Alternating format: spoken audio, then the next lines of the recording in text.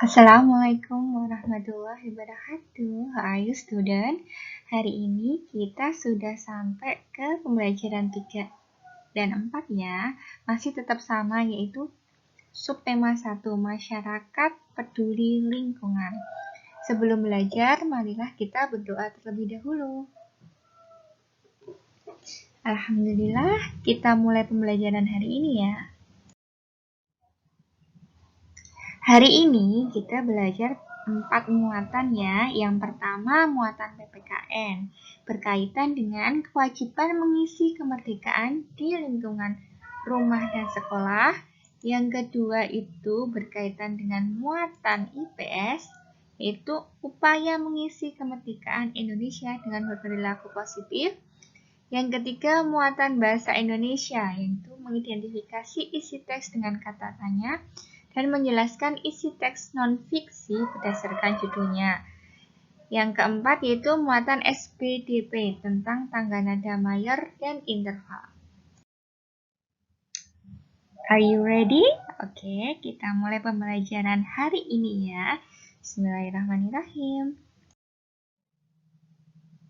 Yang pertama yaitu muatan PPKN. Kita belajar tentang kewajiban mengisi kemerdekaan di lingkungan rumah dan sekolah.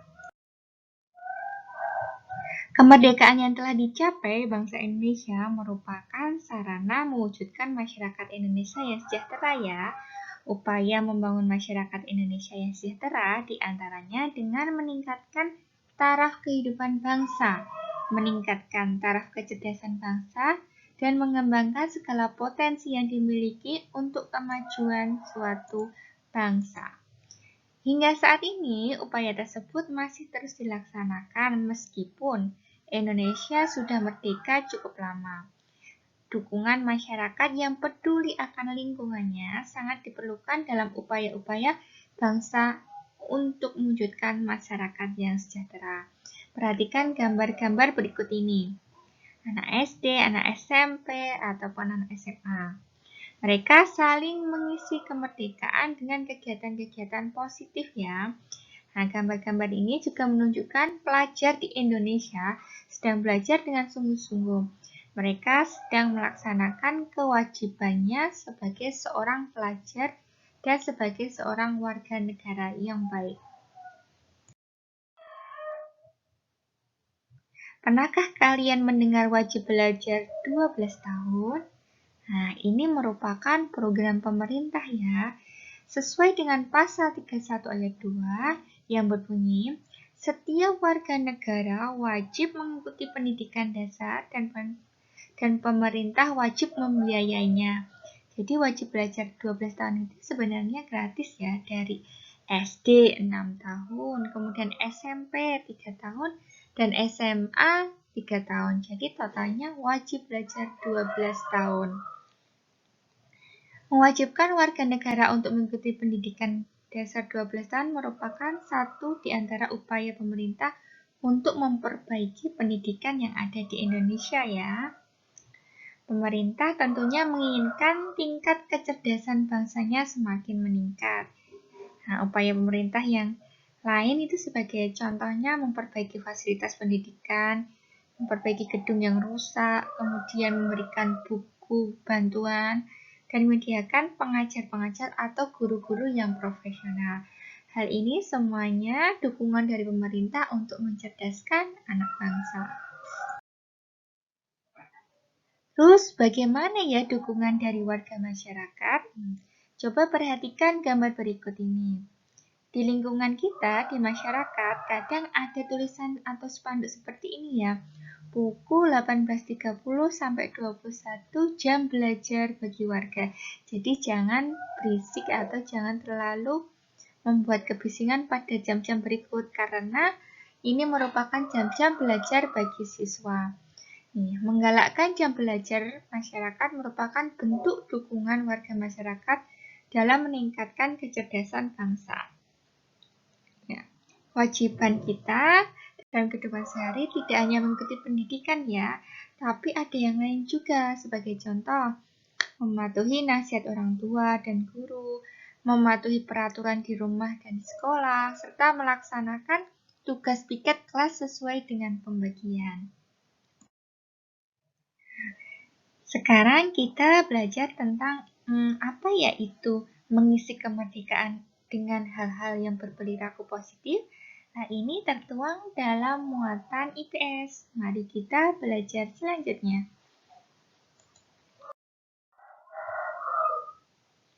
Berperilaku positif di masyarakat merupakan perwujudan dari sikap dalam memaknai proklamasi ya. Jadi proklamasinya diisi apa? Ya jelas diisi dengan kegiatan-kegiatan positif. Sebenarnya kegiatan positif itu apa aja ya ini? Berperilaku positif berarti perilaku yang sesuai dengan norma-norma dan aturan dalam masyarakat. Nah, perilaku positif ini bukan perilaku yang penurut, namun lebih daripada itu, yaitu kreatif, kritis, mandiri, dan berani membela kebenaran, serta menjunjung tinggi prinsip-prinsip asas-asas dan tujuan yang disepakati bersama ya. Oleh karenanya, berperilaku positif terhadap makna proklamasi kemerdekaan adalah berperilaku kreatif, kritis, dan mandiri, seperti yang tadi. Sebenarnya bangsa Indonesia harus menyadari ya, sebelum Indonesia merdeka ada perjuangan yang panjang oleh para pahlawan kita.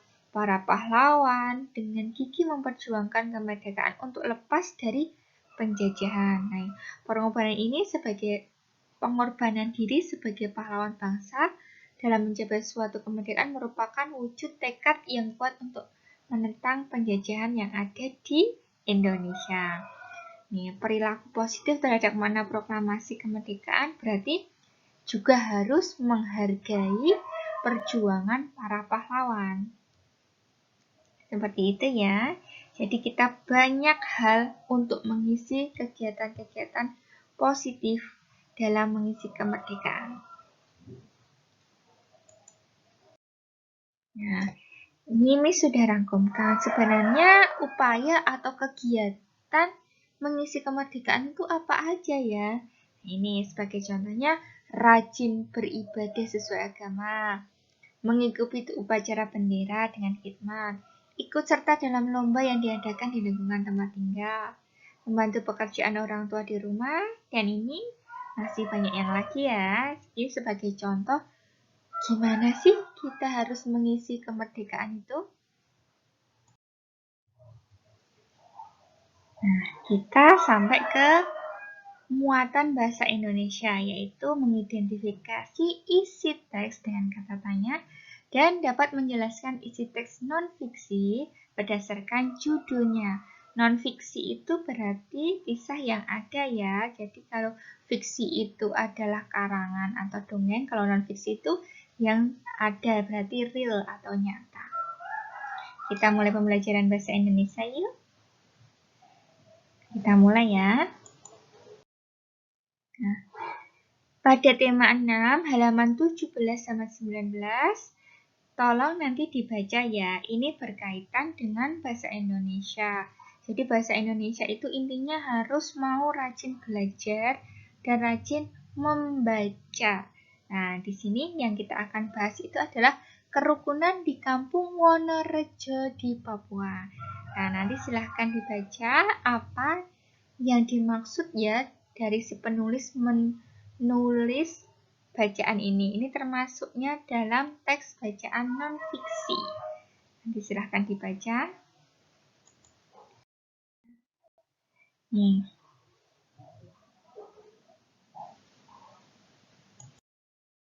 Nah, setelah dibaca, sebenarnya kita harus tahu apa saja ya. Ya, ini. Harus tahu yang pertama kata kunci. Miss juga sudah baca ya. Berarti kata kuncinya apa ya? Nah, kata kuncinya tadi ada transmigran, ada kerukunan, ada perbedaan suku, ada agama, ada budaya, itu termasuknya dalam suatu kata kunci. Dari kata kunci itu kita dapat menjelaskan isi dari suatu teks bacaan. Nah, ini apa sih sebenarnya yang dibahas dari bacaan tersebut? yaitu tentang Kampung Wonorejo, menunjukkan tentang kerukunan dalam keberagaman ya. Semua warga kampung hidup rukun walaupun berbeda asal-usul suku bangsa, agama, dan budaya. Keragaman suku bangsa menjadi modal sosial dalam pembangunan. Hubungan penduduk asli Papua dan warga transmigran tidak mengalami pengkotakan dalam menjalankan ibadah. Masing-masing tidak menajamkan identitas tradisi atau agama yang dapat membuat hubungan menjadi terganggu. Sebaliknya, mereka menganggap bahwa perbedaan budaya dan agama merupakan kekayaan yang harus dilestarikan. Warga Kampung Kibai atau Kampung Wonorejo tetap menjaga keutuhan Negara Kesatuan Republik Indonesia. Mereka juga menjaga persatuan dan kesatuan serta selalu menjunjung tinggi semboyan Bhinneka Tunggal Ika dalam segala perbedaan yang ada. Mereka memiliki jati diri sebagai bangsa Indonesia yang beretika dan santun, serta mempunyai jiwa gotong royong dan toleransi tinggi. Mereka ingin menciptakan kehidupan di bumi Indonesia yang damai, tentram, hidup rukun berdampingan, terhindar dari segala macam bentuk radikalisme, terorisme, konflik sosial, perang saudara, dan ancaman perpecahan. Jadi teksnya tadi panjang banget. Kalau kita udah tahu kata kuncinya, kita bisa merangkum secara sederhana ya. Nah, ini inti dari belajar dari bahasa Indonesia. Kita dapat mengetahui apa sih isi bacaan tersebut.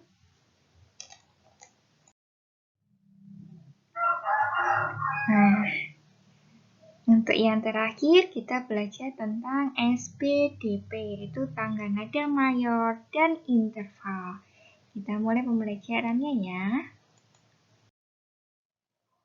Nah, ini ada contoh dari suatu lagu yang berjudul Aku Cinta Lingkungan yang diciptakan oleh Uli Hari Rusadi. Ini nada dasarnya C sama dengan Do. Tangga nada pada lagu di atas itu adalah tangga nada C ya, C sama dengan Do. Nada C dinyanyikan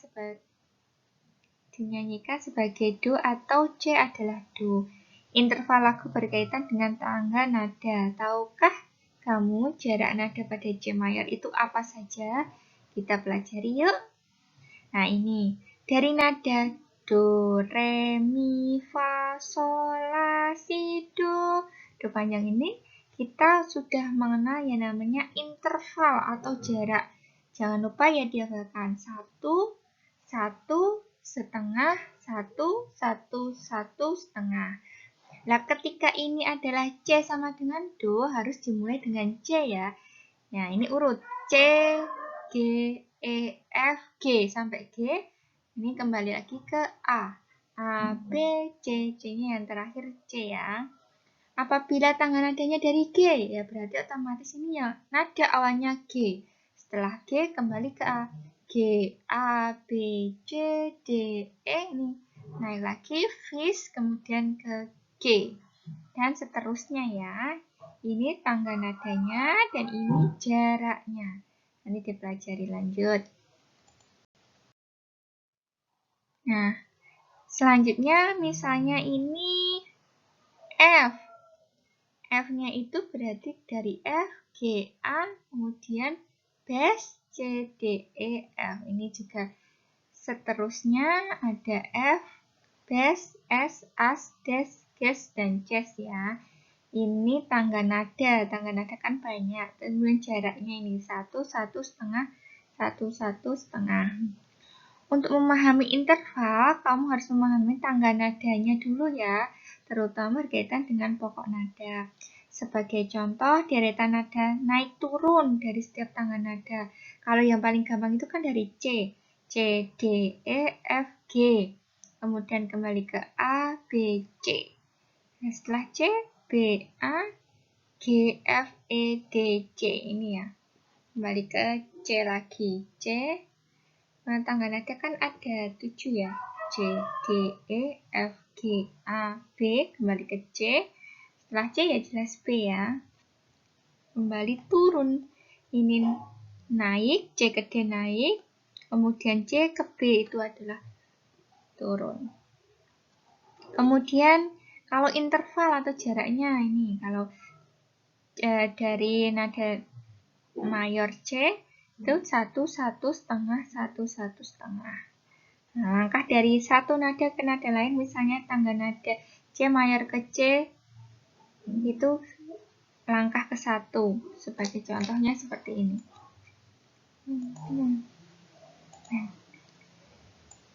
C ke C itu dalam bentuk satu langkah. Ini diperhatikan di sini ya. Nah, kalau C ke D ini C ke D berarti kan 1, 2 langkah dan seterusnya. Nah, ini interval adalah sebuah jangka atau langkah dari nada ke nada yang lain. Nah, kita pernah membahas ya, jadi interval itu jarak antar nada satu dengan nada yang lain. Sebenarnya ada urutan beberapa ya. Nah, ini sebagai contohnya C ke D tadi dalam tangan C mayor, D itu adalah langkah kedua. Langkah kedua mempunyai nada pangkat sekendo. Nah, interval selalu dibatasi oleh dua nada. Nada pertama disebut nada pangkal, jangan lupa ini. Nada pangkal. Dan nada kedua disebut nada selang. Ada dua ya. Ini harus dihafalkan. Ini kalau yang pertama disebut nada pangkal. Yang kedua disebut nada selang. Ini pangkal, ini selang. Nah, ini. Kemudian untuk selanjutnya, C ke C adalah langkah ke-1 yang disebut prime. Nih, nanti prime, kemudian ada langkah kedua disebut second, langkah ketiga itu C ke E disebut third, C ke F disebut quart, C ke G langkah kelima disebut queen, C ke A ini disebut sixth, kemudian C ke B langkah ketujuh itu septim, dan C ke Cukup sekian pembahasan hari ini, pembelajaran hari ini. Apabila ada yang ditanyakan, boleh langsung chat Miss Septi ya. Alhamdulillah sudah selesai. Wassalamualaikum warahmatullahi wabarakatuh.